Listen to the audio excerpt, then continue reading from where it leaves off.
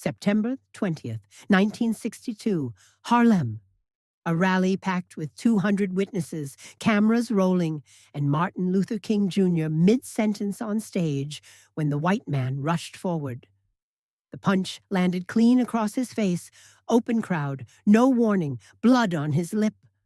The room exploded, bodyguards lunged, police moved in. The crowd roared for justice, for violence, for something. But King raised his hand, and everyone froze. He pulled a white handkerchief from his breast pocket, wiped the blood, and locked eyes with his attacker. Then he said 5 words, just 5. The man's face collapsed. He began sobbing, right there, in front of everyone. Not quiet tears, full, shaking, uncontrollable weeping. What did King say? And why did those 5 words break a man mid-rage in front of 200 people? Subscribe, because this moment exposed something about nonviolence nobody expected. By September 1962, Martin Luther King Jr. was the most recognized face in the civil rights movement and one of the most threatened men in America. Birmingham had been a victory, Albany before it, a failure. The press called him a prophet. The FBI called him dangerous. The white South called him a destroyer. Black America called him hope. He received hundreds of death threats monthly, letters describing in detail how they'd kill him, where they'd find him, what weapons they'd use. His philosophy, meet hate with love, violence with stillness, had earned him as many critics as followers. Some said it was cowardice, dressed up as morality. Others said it was surrender. But what people didn't see was the private cost. Every act of public restraint nearly broke him. Every choice not to fight back required a war inside. That September, King was scheduled to speak in Harlem on school integration. The venue on 125th Street held just over 200 people. It was a smaller crowd than Montgomery, quieter than Birmingham, but Harlem carried weight. This was the North, where racism wore a suit instead of a hood, where the battlefield was economic as much as legal. And King knew Northern rage was just as real. The rally began at 7 p.m. Inside the venue, the air smelled like cigarette smoke and sweat. Folding chairs packed tight, a small stage at the front, press cameras positioned along the walls. King's bodyguards were present but light. He refused heavy security. "I can't preach love surrounded by guns," he'd said once. The crowd was mixed. Black families, white activists, students, skeptics. When King stepped to the microphone, applause rippled through the room. He wore a dark suit, white shirt, thin black tie. In his left breast pocket, folded carefully, was a white linen handkerchief. He began, "Nonviolence is not cowardice. It is not passivity. It is the refusal to cooperate with evil and the commitment to meet hatred with soul force." The crowd leaned in. Reporters took notes. Near the back, one man stood apart, white, middle-aged, work jacket, hands in pockets. Security had noticed him earlier, logged his presence, dismissed him. He looked ordinary. King's habit was to make eye contact with every section of the room. About 10 minutes in, his gaze swept the back. He saw the man. Something registered. Tension in the shoulders, the way he stood too still. King continued speaking. The man started moving forward. The white handkerchief King carried wasn't new. His father, Martin Luther King Sr., had given it to him years before. During seminary, it was white linen, monogrammed with MLK in small, dark thread. "Son," his father had said, "they will bloody you. Don't bloody them back." King had carried it through Montgomery, through jail cells in Albany, through Birmingham, where Bull Connor's men clubbed marchers in the streets. He used it to wipe sweat in unair-conditioned churches, tears in solitary cells, dust from roads where they'd been beaten. Coretta knew the pattern. When he folded it into his breast pocket before a public event, he expected violence. The morning of September 20th, she watched him stand in front of the mirror in their Atlanta home, tucking the handkerchief carefully. "They love you in Harlem," she said. He met her eyes in the reflection. "They love the idea of me. People are harder." The handkerchief wasn't just about stopping bleeding. It was a reminder, his father's voice in fabric form, a signal to himself. The choice to restrain wasn't automatic. It had to be chosen every single time. And sometimes the hardest person to stop was himself. The man moving toward the stage was named Roy James, not confirmed in all accounts, but consistent across witness reports. He was in his mid-40s, white, from Queens, a machinist who'd lost his job 6 months earlier. He blamed integration policies, though the shop had been closing anyway. His marriage was failing. His son, gone 2 years now, car accident, 1960. Roy hadn't forgiven himself for that. Hadn't forgiven God, the world, or the man he saw on television telling him to love his enemies. When he read about King's Harlem rally in the paper, something hardened in him. He decided to go. No plan, no weapon, just the need to make King feel something. The venue didn't check IDs. Roy walked in, stood in back, watched King speak about soul force and moral power, and felt his hands curl into fists. Economic anxiety was real in white working-class neighborhoods in 1962. Jobs disappearing, cities changing, the future uncertain. But Roy's rage wasn't political. It was personal. He wanted someone to blame, and King's face was everywhere. So when King said the word nonviolence, Roy moved. He didn't think. He just moved. He climbed the stage steps. Nobody stopped him. King was mid-sentence. "And we will meet your physical force with soul force, your capacity to inflict suffering with our capacity to endure it." Roy reached the stage. One of the bodyguards turned, saw him, started to move. But a heckler in the back had everyone's attention for just a moment. That's all it took. Roy's fist came across hard, catching King on the left side of his face, just below the cheekbone. The sound, a dull, meaty thud, echoed. The crowd gasped, then roared. King staggered to the right, hand going to his face. His fingers came away red, blood from his split lip bright against his dark skin. Bodyguards lunged forward. Police started moving in from the sides. The crowd was on its feet, shouting, surging toward the stage. Roy stood there, fist still clenched, breathing hard, waiting for the beatdown he knew was coming. He expected chaos. He expected violence. He expected King to fall, to retreat, to call for help. Instead, King steadied himself, touched his lip again, looked at the blood on his fingers. Then he did something nobody expected. He stepped forward, not back, not away, toward Roy. And he raised his left hand, palm out, steady. The room froze. Every single person stopped mid-motion. 200 people suspended in place. Bodyguards halfway to the stage, arms outstretched, police officers mid-stride, crowd members with mouths open, hands raised, voices caught in their throats. The only sound was breathing, Roy's heavy and fast, and King's slow and controlled. Roy was still in attack posture, fist clenched, shoulders tight. He expected the crowd to tear him apart. But King's raised hand held everyone. Roy's confusion was visible, jaw slack, eyes wide. Why wasn't King afraid? King reached into his breast pocket with his right hand, slowly, deliberately. He pulled out the white handkerchief, unfolded it, and pressed it against his lip.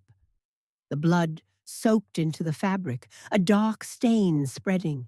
He wiped once, twice, then lowered the handkerchief. He never broke eye contact with Roy, not once. Witnesses later described it as unnatural calm. Photographers captured it the moment before the storm, King holding a blood-stained handkerchief facing his attacker. Roy's hands started to shake. He didn't understand what was happening. This wasn't how it was supposed to go. King was supposed to be afraid. Instead, King looked at him, really looked at him, like he could see straight through.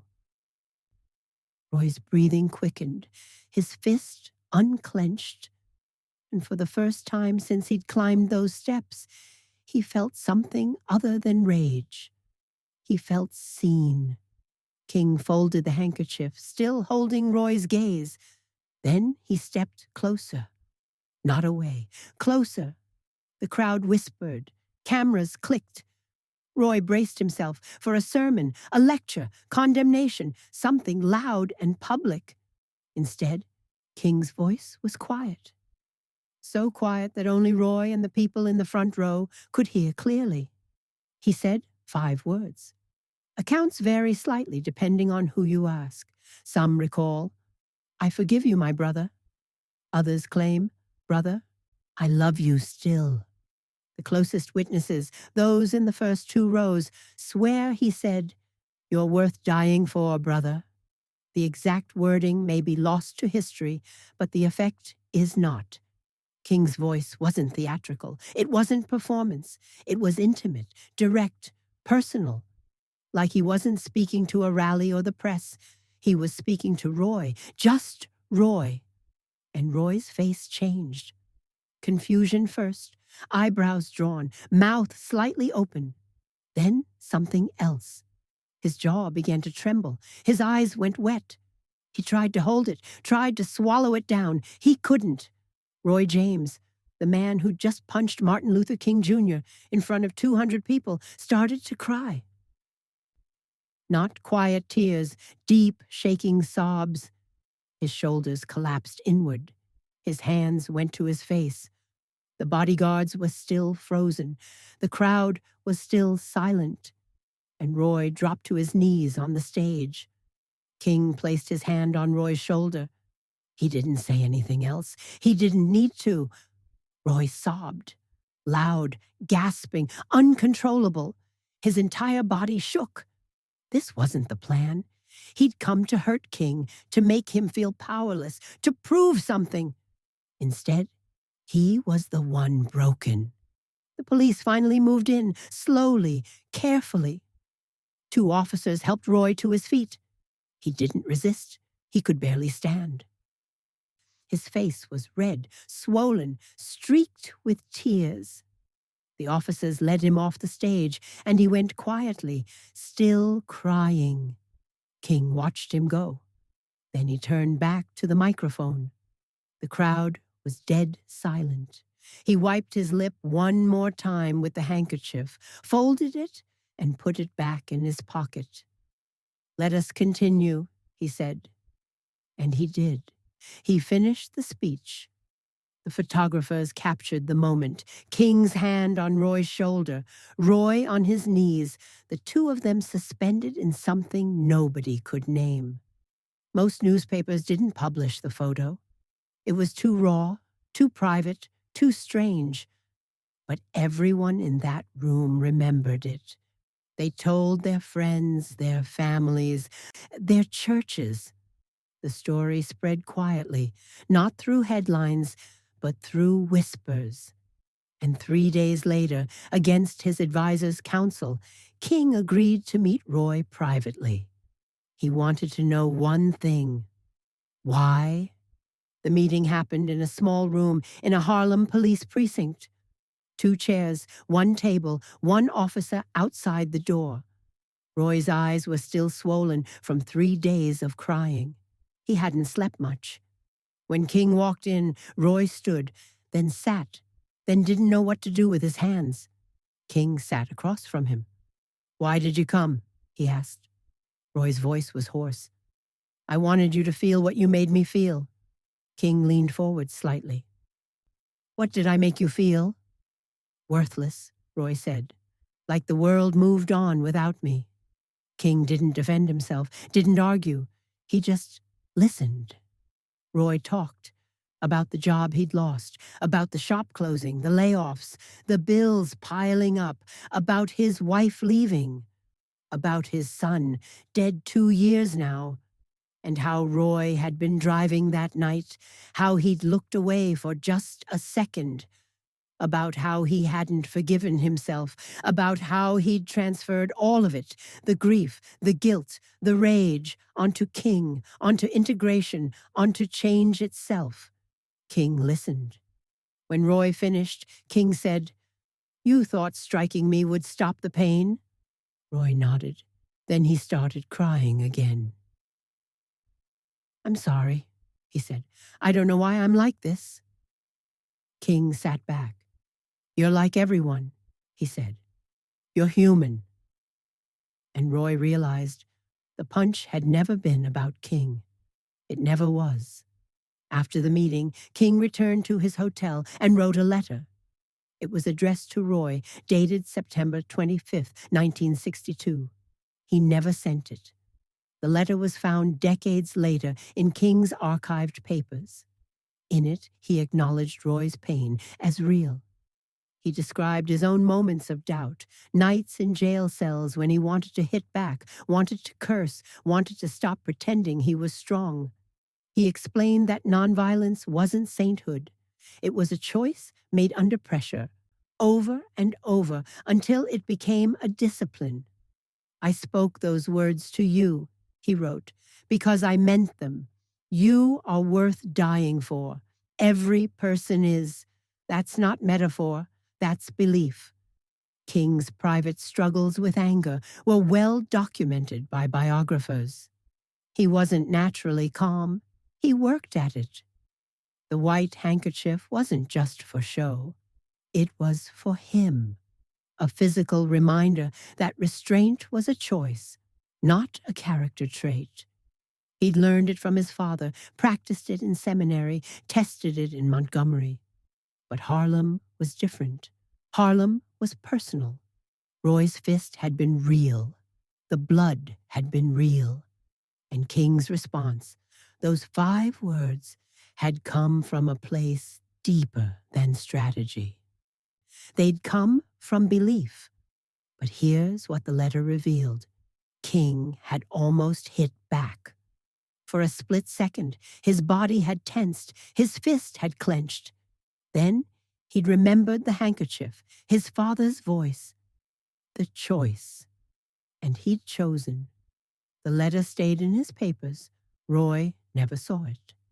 Roy was charged with assault. King declined to press charges, but the prosecution moved forward anyway. It had been public assault with 200 witnesses. Roy was sentenced to community service and probation. Reporters tried to interview him. He refused every request. One journalist caught him 6 months later outside his Queens apartment in early 1963. "Why did you cry?" the journalist asked. Roy stopped, looked at him, then said, "I don't deserve forgiveness. That's what broke me." Then he walked inside. Roy returned to a quiet life. He found work at a smaller shop, kept his head down, avoided the press. In 1964, when the Civil Rights Act passed, Roy allegedly wrote King a note. The note was never verified, but people close to King claimed it existed. It said, "Thank you for not letting me be the monster I tried to be." King's team didn't publicize the Harlem incident to avoid copycats. The press, for once, respected the privacy of the private meeting. Roy's transformation wasn't a public redemption story. There were no interviews, no speeches, no grand gestures. It was private, it was permanent, and it was invisible. Years later, some activists in the movement would ask King, "How did you do it? How did you not hit back?" And King would say the same thing every time. "I didn't do anything special. I meant what I said." The story became a teaching moment in nonviolence workshops, a case study. But the real lesson was simpler. Restraint is a choice, and sometimes the hardest person to convince is yourself. The Harlem Rally became a quiet reference point in the movement. When new activists trained in nonviolence, instructors would mention it. When violence meets love, which is stronger? Some people criticized King. "You let him off easy," they said. King's response was always the same. "I let him see himself clearly. That's not easy at all." The white handkerchief became a quiet symbol. Some marches started carrying one, not publicly, not as a statement, but as a private reminder. Restraint isn't natural, it's chosen. King admitted to Coretta one night, months after Harlem, that the punch had reopened old doubts. "What if I'd hit back?" he asked. "Would that be more honest?" Coretta looked at him for a long time. "You gave him what he couldn't give himself," she said. "That's not dishonesty. That's love." The cost of nonviolence was high. King knew it. Every time he chose restraint, it felt like losing. Every time he walked away from a fight, critics called him weak. Every time he preached love, someone reminded him of the people who'd already died. But Harlem showed him something. The restraint wasn't automatic. It wasn't easy. It was agony. But it worked, not in the way people expected. It didn't stop Roy from hitting him. It stopped Roy from staying the man who hit him. That was the point. That was always the point. April 4th, 1968, Memphis, Tennessee. Martin Luther King Jr. was assassinated on the balcony of the Lorraine Motel. He was 39 years old. His personal effects were returned to his family. Among them, a white linen handkerchief folded tucked in the breast pocket of the suit he'd been wearing. It was the same one his father had given him, the same one from Harlem. Coretta held it, unfolded it slowly. There was a faint stain, blood that had never fully washed out. She thought of September 20th, 1962, of the stage, of Roy, of the 5 words her husband had said. "You're worth dying for, brother." 6 years later, he'd died for everyone. When Roy James heard the news, he sent flowers to the King family. There was no note, just flowers. Some stories don't have neat endings. Some don't have public redemptions or grand reconciliations. But objects carry weight. The handkerchief stayed with Coretta for the rest of her life. She never washed the stain out. It reminded her of something her husband had always said. "The point isn't to win. The point is to love." The handkerchief stayed folded. The words stayed true. And the man who wept, he never forgot.